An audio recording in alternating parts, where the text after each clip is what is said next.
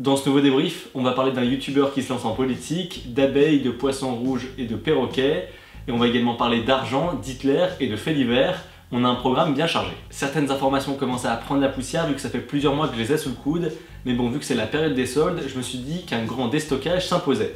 On commence tout de suite.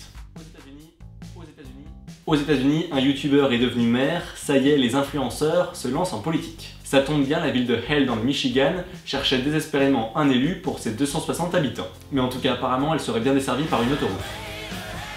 Elijah Daniel, qui a plus de 600 000 abonnés sur YouTube, est parti du principe que si Donald Trump, qui est une ancienne star de la télé-réalité, pouvait être président des États-Unis, alors un youtubeur pouvait bien devenir maire. You're fired. Get out of here.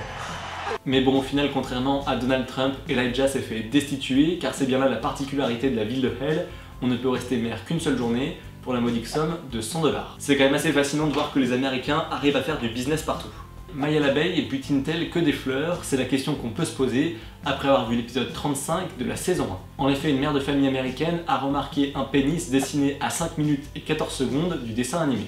Netflix a dû supprimer l'épisode en expliquant qu'il s'agissait d'une blague de mauvais goût de l'un des dessinateurs. C'est tellement facile de critiquer le travail d'un artiste. La maman en question s'indigne contre un dessin animé, mais ça ne la dérange pas de soutenir Donald Trump et ses propos toujours plus déplacés les uns que les autres. Pas étonnant que la production de miel soit de plus basse d'année en année si les abeilles préfèrent fantasmer sur des dards plutôt que polliniser des fleurs. Après, elles ont de quoi faire la gueule vu que 3/4 du miel mondial est contaminé par des pesticides. Et même devant Maya l'abeille, notre capacité d'attention est plus faible que celle d'un poisson rouge. On fait les malins en se disant qu'on est l'espèce la plus développée et qu'on est en haut de la chaîne alimentaire, mais on est incapable de se concentrer plus de 8 secondes à cause du développement des réseaux sociaux et des écrans. En 2000, on était capable de se concentrer durant 12 secondes et en l'espace de moins de 20 ans, on a perdu 4 secondes d'attention et on a été battu par les poissons rouges qui arrivent à tenir 9 secondes d'affilée. Bon, c'est quand même toujours plus qu'un éjaculateur précoce. Souvent, les poissons rouges qu'on gagne à la fête foraine terminent dans nos toilettes et la transition est toute trouvée puisque les WC d'une banque à Genève ont été bouchés avec 100 000 € en billets de 500. Et 3 restaurants ont également dû appeler la police pour le même problème de tuyauterie. Ça aurait quand même fait un bon pourboire pour les serveurs. En tout cas, une enquête a été ouverte pour déterminer s'il ne s'agissait pas d'argent sale,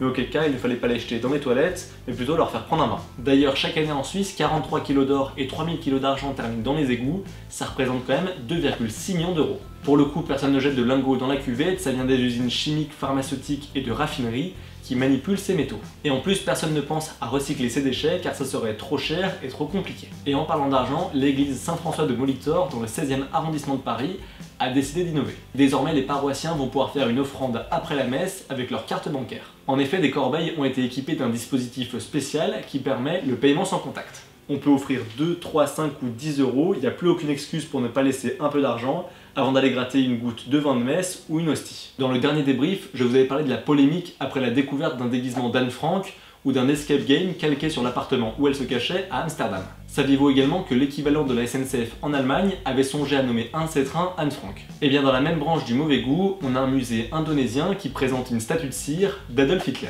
Et les visiteurs sont invités à faire un selfie avec lui devant un décor qui représente le camp de concentration d'Auschwitz. Le musée Grévin n'a qu'à bien se tenir, et au final la statue indonésienne a été retirée après la polémique. Il vous faudra donc une autre solution si vous voulez faire un snap avec le Führer. Et on termine cette vidéo avec 2 faits divers. En Chine, un auteur de romans policiers a été arrêté pour un quadruple meurtre plus de 20 ans après les faits. En 1995, Liu Yongbia réalise un cambriolage dans une maison qui tourne mal et il en vient à tuer les 4 membres de la famille, dont un enfant de 13 ans. Mais l'enquête de la police ne donne rien et en 2005, il sort son premier polar. Sa carrière a continué et son prochain livre devait parler d'un écrivain assassin dont les meurtres n'avaient jamais été découverts. Et quand les inspecteurs sont venus l'interroger 22 ans après les faits, il leur a tout simplement déclaré « Je vous attendais ici depuis tout ce temps ». Changement de continent, on traverse le Pacifique pour arriver aux États-Unis où une femme a été reconnue coupable du meurtre de son mari et son perroquet a tout entendu. En effet, Bud, ce perroquet gris du Gabon, est le seul témoin du crime.